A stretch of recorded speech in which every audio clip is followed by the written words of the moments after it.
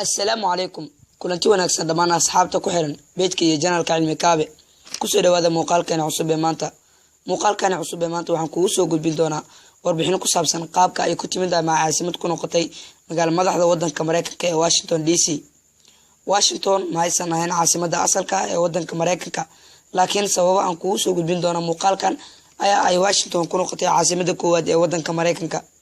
intaan u gudagalin muuqaalkeena ka hor haddii ay tahay markii kugu horeysay oo aad soo booqatay channelkeena cilmi kaabe, fadlan nagu dhiirigeli subscribe adigoo taabanaya calaamada guduudan ee subscribe-ta, sidoo kale furo gambaleelka si uu kuu soo gaaro muuqaalada cusub oo aan channelka soo gelino oo aad u noqoto qof kugu hore oo arka muuqaalada aan soo gelino YouTube-ka.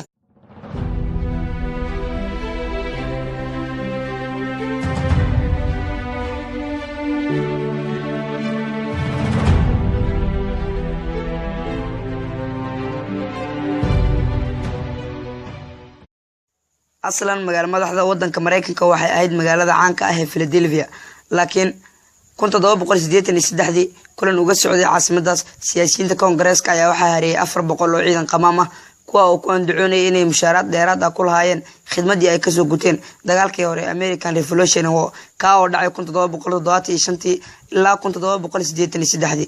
xubnihii Koongareeska waxay kaalmo weydiisteen ciidanka militariga ee magaalada Philadelphia, laakiin ma jirin cid u soo jawaabtay oo u istaagtay arinta ay ka caawinayaan. si aysan Koongareeska mar dambe ugu dhicin duleysyo noocaas oo kale ay sanadkii 1787 waxay go'aan ku gaareen in la dhiso caasimadda aysan cid gooni u sheegan karin oo ka dhaxaysa gobolada oo dhan, taas oo toos u istimaada dowladda federaalka. 3 sano kadib ayuu madaxweynihii waqtiga ee George Washington u doortay dhul aad u qabow oo webiga Potomac ee gobolada Virginia iyo Maryland, dhul loogu yeeray Territory of Columbia. markaa kadib ilaa iyo hadda caasimadaas cid gaar u sheegatay ma aysan jirin.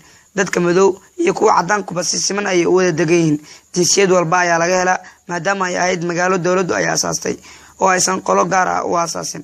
sidoo kale Washington waxay noqotay xarunta caanka ah ee Center of African American Culture.